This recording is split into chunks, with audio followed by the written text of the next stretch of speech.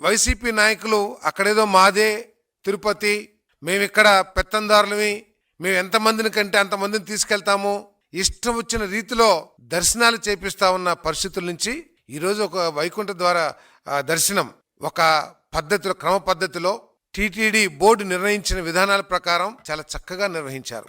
అది తట్టుకోలేని వైసీపీ ముఠ దాని మీద ఎంత ఘోరమైన ప్రచారం చేస్తుందో ఒకసారి ఆలోచించమని చెప్పేసి మనం చేస్తాను. చంద్రబాబు నాయుడు గారు సాంకేతిక పరిజ్ఞానాన్ని వినియోగించుకొని నిత్యం ప్రజలకి సేవ చేయాలనే ఆలోచనతో కొన్ని వేల కెమెరాల్ని అనేక ప్రాంతాల్లో నెలకొల్పడం జరిగింది.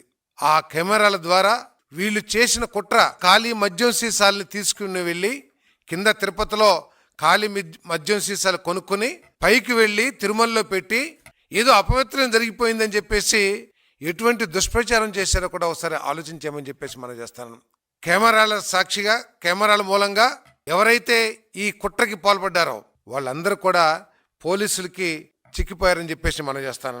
ఈ వ్యక్తులు సాక్షి విలేకరులో లేకపోతే ఆ వైసీపీ అనుబంధ సోషల్ మీడియా వర్కర్స్, వీళ్ళు భూమన కరుణాకర్ రెడ్డి గారి అనుచరులని చెప్పేసి తిరుపతిలో అంతా కూడా చెప్పుకుంటా ఉన్నారు. భూమన కరుణాకర్ రెడ్డి గారు పైన ఉన్నది దేవుడు కాదు, ఒక నల్లరాయి మాత్రమే అని కించపరిచే విధంగా, ఆ స్వామిని కించపరిచే విధంగా మాట్లాడిన వ్యక్తి ఈరోజు నేనే హిందువుని అని చెప్పేసి ఒళ్ళంతా నామాలు పూసుకుని ఏ విధంగా మాట్లాడుతున్నారో కూడా ఒకసారి ఆలోచించేయాలి. ఎవరైతే పోలీసులకు చిక్కారో కెమెరాల సాక్షిగా వాళ్ళు మీ మనుషులు కాదా అని చెప్పేసి సూటిగా నేను ప్రశ్నిస్తానని చెప్పేసి కూడా నేను ఈ సందర్భంగా తెలియజేస్తా ఉన్నాను.